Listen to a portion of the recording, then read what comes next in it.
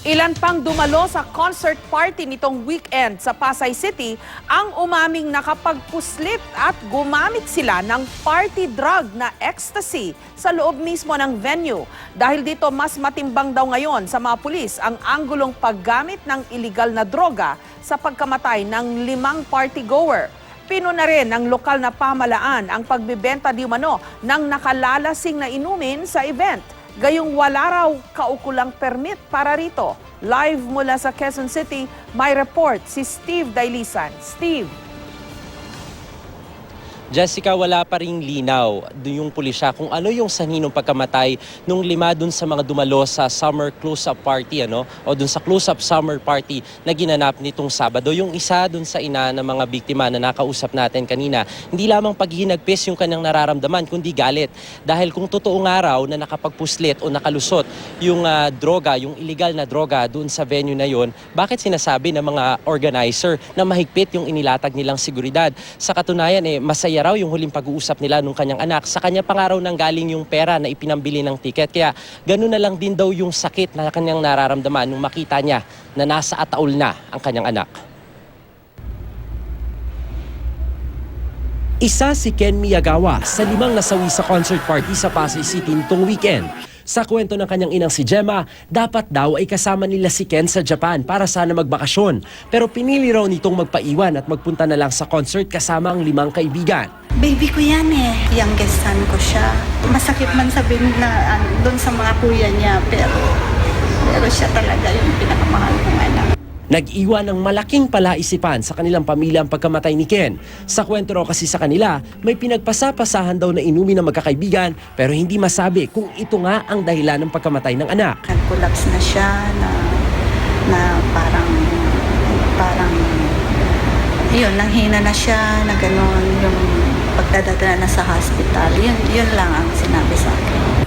At sa gitna ng mga kwentong may nakapasok na illegal na droga sa event, tanong ng ina ni Ken, bakit hindi raw ito napigilan ng mga organizer? Gagalit ka talagang kasi buhay ng anak mo, inalagaan mo yan. Ano ba yung nangyaring gano'n? Talaga bang lahat na nag-attend nun, binentahan nila ng gano'n? Multiple organ failure nakalagay na cause of death ni Ken. Pinili ng pamilya Miyagawa na isailalim sa autopsy ang labi ng binatilyo sa kagustuhang malaman ng totoo at magkaroon ng saysay ang pagkamatay niya. Sa ngayon, hinihintay pa ang resulta ng autopsy kay Ken. Hindi pa raw nakikipag-ugnayan ang concert organizer sa pamilya Miyagawa pero sinabi na nilang handa silang tumulong sa kahit anong paraan. Ang focus talaga namin the past few days is really puntahan yung mga pamilyang naapektuhan, lalo na yung mga namatayan. Whatever support that we can offer them, of course, nandito lang kami.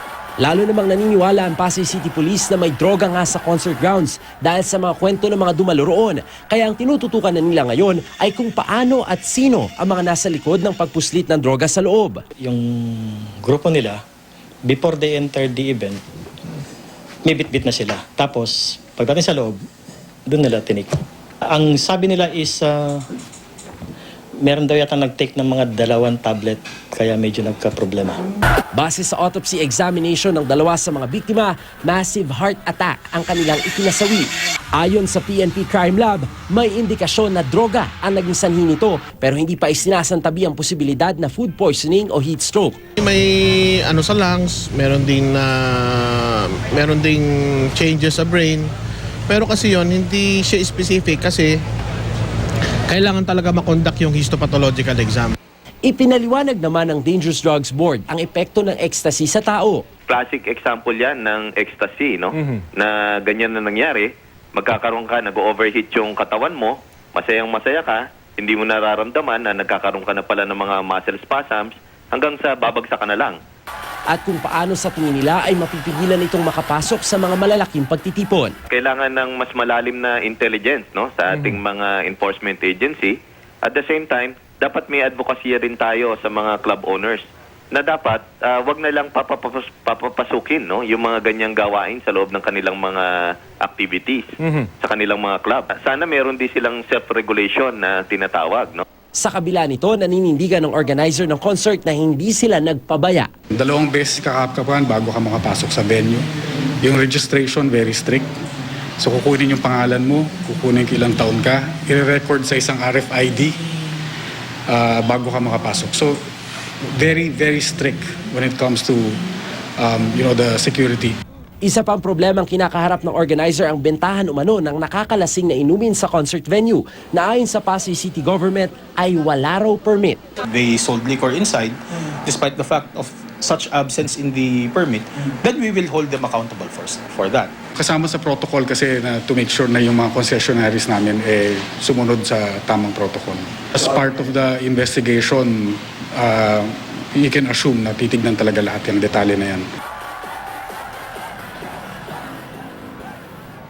Jessica, yung nakausap natin na dumalo rin sa event na yon, nagsabi sa atin na napagbentahan sila ng illegal na droga at habang isinasagawa yung party na yon, marami daw na nakapwesto dun sa likuran, mukhang tila high dun sa droga o dun sa ipinagbabawal na gamot. Ang pinagtataka nila, wala naman daw silang nakita na sumuway dun sa mga taong nasa likuran. Ang nakalulungkot lang dito at pinaka nakababahala, mukhang ito raw yung in sa mga kabataan, lalo na sa tuwing sila'y nagpa-party. Jessica. So, dalawa yung posibleng pinanggalingan ng drugs, kung ganun man yung lumalabas, no, Steve? Either binaon o daladala nung ilang mga nagpunta sa concert. Pangalawa, na other source, may nagbebenta dun mismo sa venue.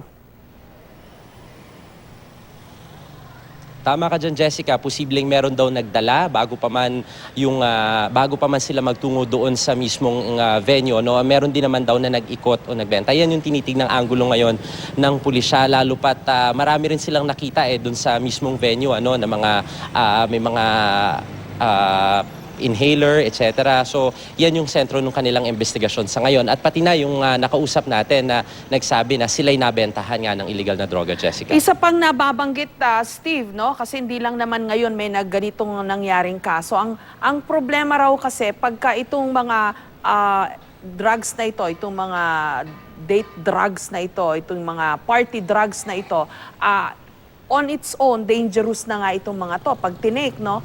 Pagka nahaluan pa raw ng ibang hard liquor o anumang klase ng inumin, mas nagiging, lalo pang nagiging delikado. May ganun bang anggulo ring tinitingnan? Kasi baka pwedeng high na sila sa labas bago pa pumasok sa loob kung may mga ganung mga tinitingnan ng pulis, no? Tapos intake pa sila ng iba pang substance, hard drinks or any other form of alcohol kaya.